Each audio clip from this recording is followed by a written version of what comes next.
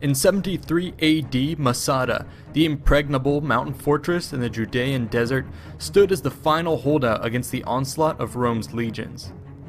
The siege that followed would mark the final, bloody suppression of the Jewish revolt with an encounter whose awe-inspiring remains can still be seen in the desert today.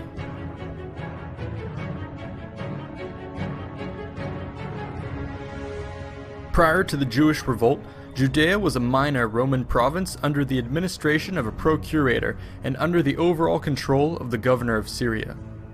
The region had long been divided along ethnic, religious, and class divisions, and was made even more unstable by a Roman authority which lacked the competency or military power to impose proper order. Simply put, the region was a highly combustible powder keg waiting to go off. In 66 AD, a local riot in Caesarea morphed into an anti-tax protest which challenged Roman rule. In response, the procurator Gessius Florus responded with heavy-handed retribution, plundering southwest Jerusalem and killing 3,600 people. The revolutionary spark was lit, and the situation quickly spiraled out of control.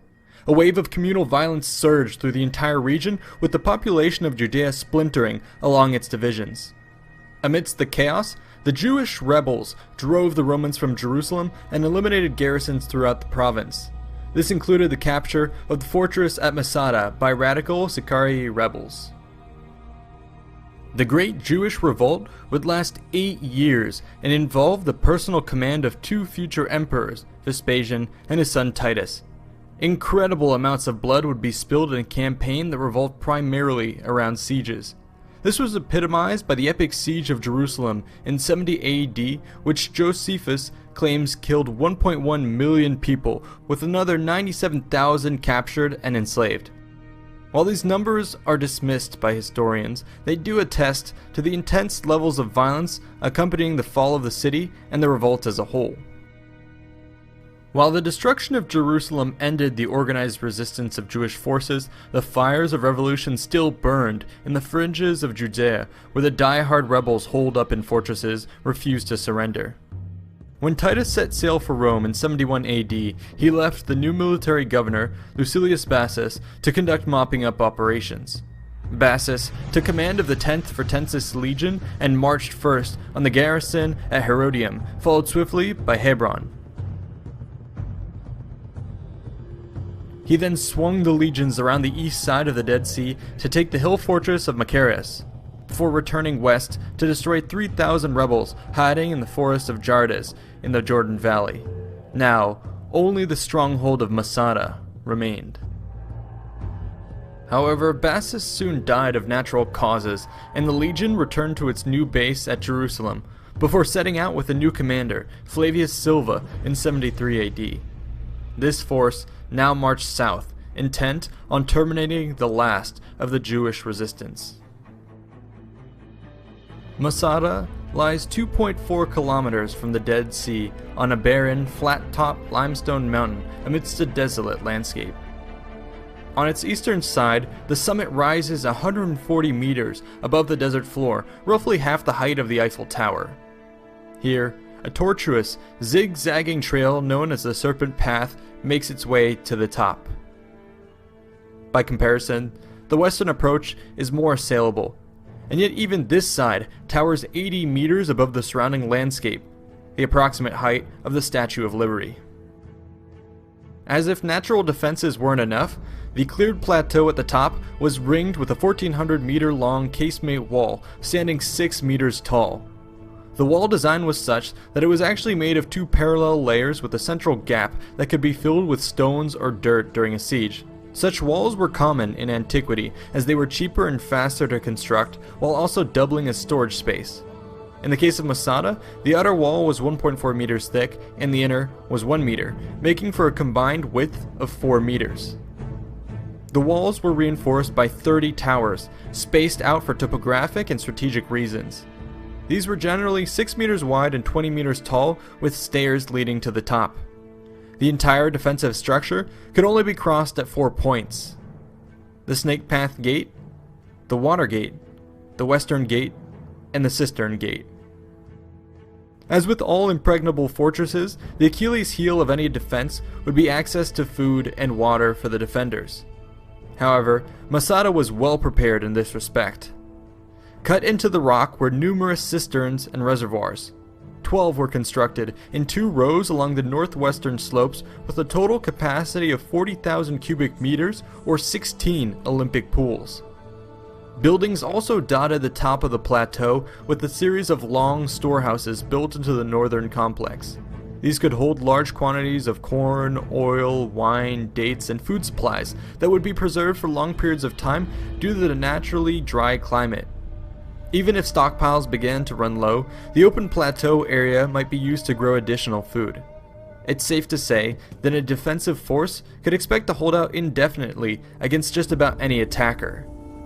Unfortunately for the Jews, the Roman army wasn't your average foe. In fact, the Roman force bearing down on Masada had at its core the 10th Fretensis Legion. This unit of 4,800 men was a descendant of Julius Caesar's famed 10th Legion and was adorned with numerous battle honors.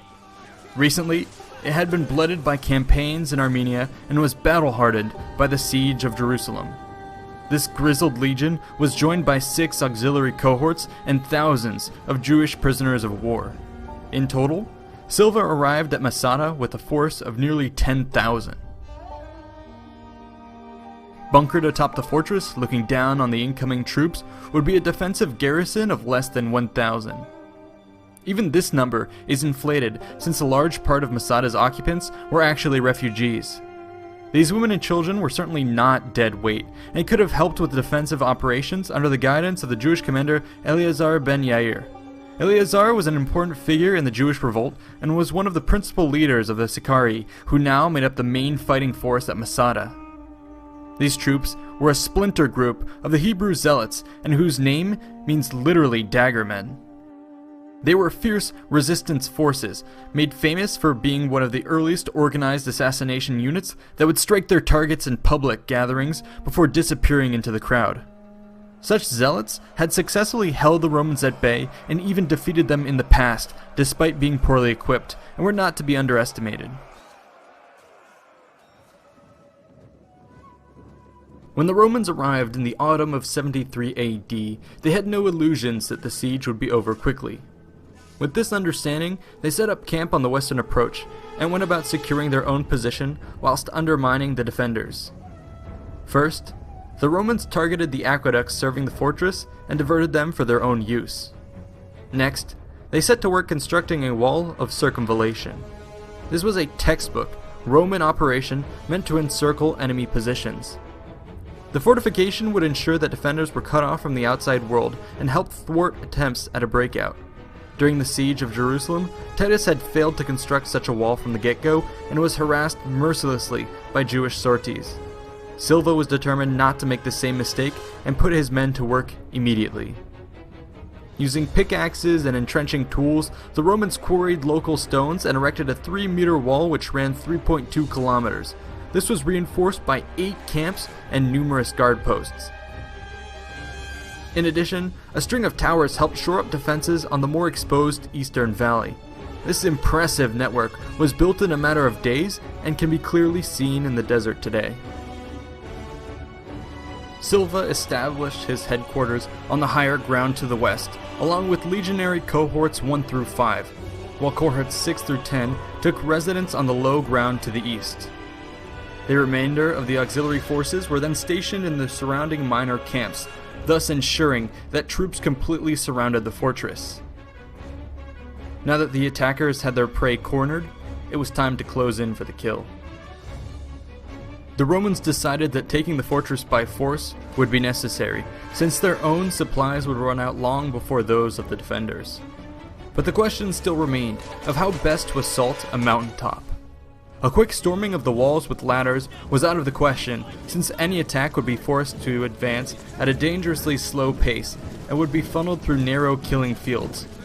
In this scenario, the defenders would be at a huge advantage, and any outcome would be Pyrrhic at best. Typically, Roman forces would overcome such adversity by using siege equipment to offer protection from projectiles, whilst artillery suppressed the defenders. However, the terrain at Masada was far too steep for siege equipment and too high for artillery. It would therefore be necessary to not only overcome the defenders, but nature itself. Ultimately, the Romans decided to turn the rocky cliffside into a gradual highway for an assault.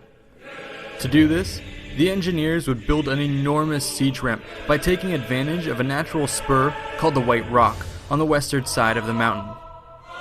The plan was to bridge the existing gulf up to the walls with the man-made 20-degree incline.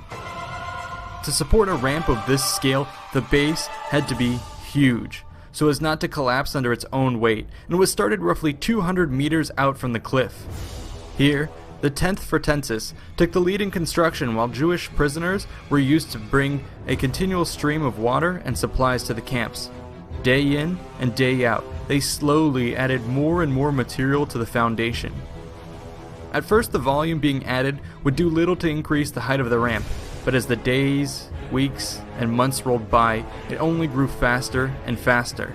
The sheer audacity of the construction project must have awed the defenders, who woke up every morning to a mountain slowly rising towards their walls.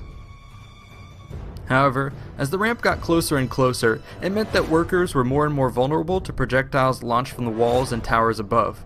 In response, the Romans surely would have begun to erect temporary walls and sheds to cover their progress.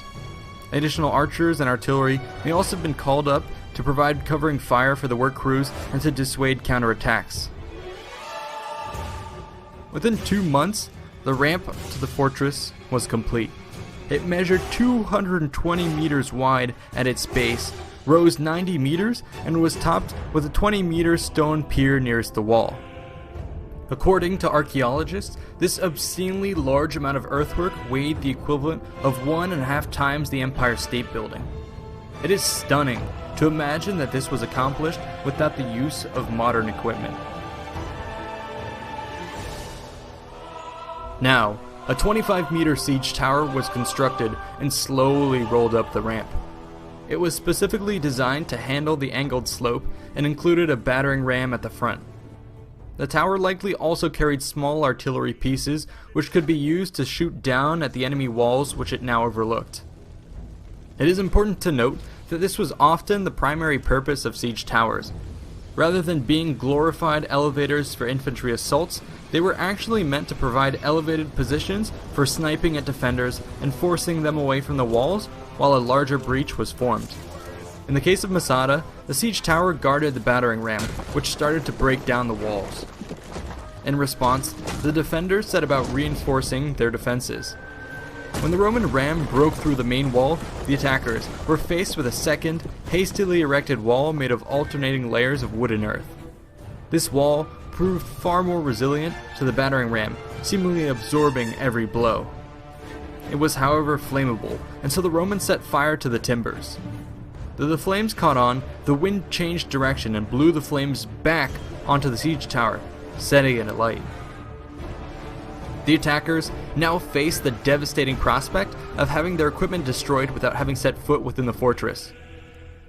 Fortunes once again shifted, however, and the wind reversed direction, concentrating the fire back onto the inner wall.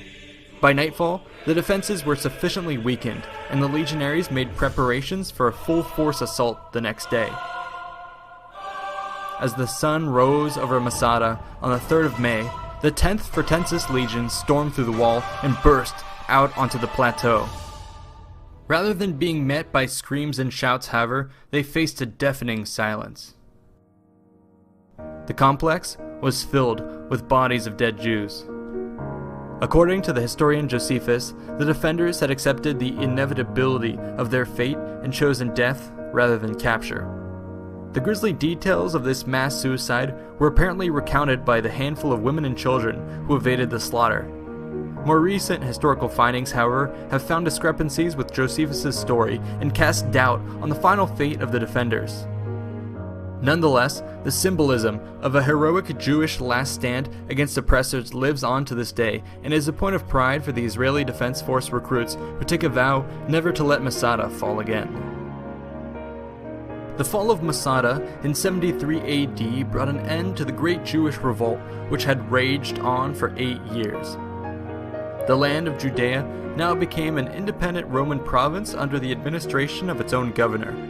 However, the overwhelming use of force did little to quell the tensions which permeated the region. In the following years, the Jews would rise up twice more, only to be beaten mercilessly into submission with immense casualties. According to Cassius Dio, 50 of the most important Jewish strongholds and 985 of the better-known villages were razed to the ground. Teaching the Torah was forbidden, and the province was renamed Syria Palestrina. This effectively marked the beginning of the diaspora and extinguished the idea of a Jewish state for the next 1800 years. Throughout the struggle, and especially at Masada, we were confronted with feelings of both great awe and sadness. The feats of engineering displayed by the Romans undeniably capture our imagination, and yet at the same time ring hollow in our hearts given the ultimately destructive purpose of these engines.